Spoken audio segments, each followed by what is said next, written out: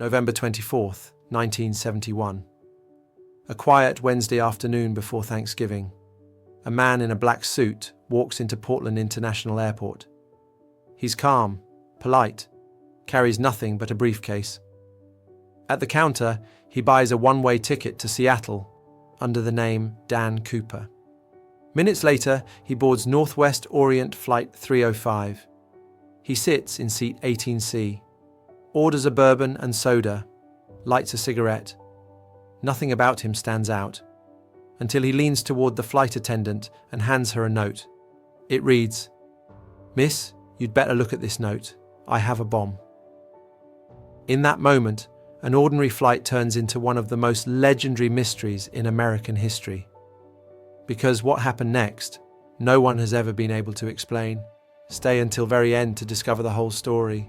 This is today's bold chapter. Every life is a story, but some are unbelievable. This is bold chapter. Chapter 1, The Gentleman Hijacker. Unlike any hijacker before him, Cooper was eerily calm. He wasn't nervous, violent, or drunk on power. He spoke softly, smiled often, and treated the crew with surprising respect. He quietly opened his briefcase and showed the stewardess what looked like sticks of dynamite wired to a battery. Then, in a perfectly controlled tone, he stated his demands. "I want $200,000 in cash, 4 parachutes, and a fuel truck standing by in Seattle to refuel the plane." No shouting, no chaos, just cold precision. And when the pilot relayed his message to air traffic control, the FBI listened in disbelief. America was about to witness the first and only unsolved case of air piracy in US history. Chapter 2, The Flight to Nowhere. As Flight 305 cruised towards Seattle, the passengers had no idea they were part of history. They thought it was a routine delay. Meanwhile, FBI agents scrambled on the ground, gathering money, preparing parachutes, sealing serial numbers. At 5:46 p.m., the plane landed in Seattle. Cooper allowed all 36 passengers to leave safely. In exchange, he got his $200,000 and 4 parachutes, exactly as requested. He even rejected the military-grade parachutes, insisting on civilian ones. Why? Because those could be steered. He knew what he was doing. After refueling, Cooper gave new orders. "Fly to Mexico City, keep the speed below 200 miles per hour, stay under 10,000 feet, and keep the rear staircase down." The crew looked at each other in shock. They knew what that meant. He was going to jump. Chapter 3, Into the Storm. The weather outside was brutal. Heavy rain, freezing winds, pitch black sky. As the plane flew south over Washington state, Cooper put on a parachute, tied the money bag to his waist, and secured his briefcase. At 8:13 p.m., the cockpit light flickered. The pilots felt the aircraft lurch. Pressure shifted. The rear stairs had been deployed. When the crew looked back, Cooper was gone. Somewhere between Seattle and Reno, in the middle of a storm, at 10,000 feet, DB Cooper vanished into the night. No radio message, no signal, just gone. Hey, you're here for bold stories, and we've got plenty more coming. Smash that like button, follow us on Instagram and TikTok, and drop a comment to tell us what hit you hardest in this episode. And if you want to ride with us all the way to the top, subscribe right now. Let's make this the fastest growing channel of 2025. It's a community, and you're part of it. Chapter 4, The Manhunt. Within hours, the largest manhunt in US history began.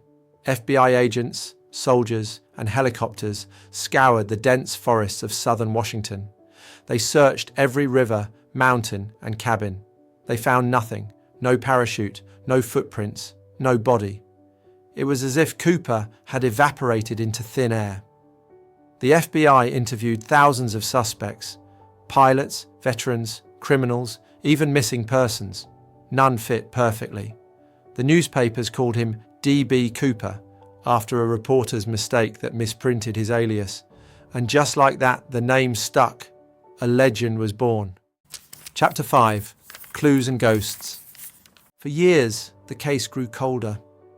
Then, in 1980, a boy camping with his family found something buried along the Columbia River, a bundle of rotting $20 bills, still wrapped in rubber bands. The serial numbers matched Cooper's ransom money. The discovery reignited the mystery. Had he crashed and died nearby?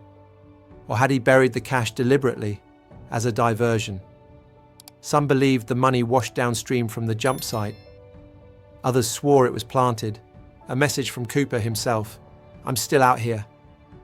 But again, no body, no parachute, no Cooper. Chapter 6. Theories and Doubts. Over the decades, hundreds claimed to know the truth.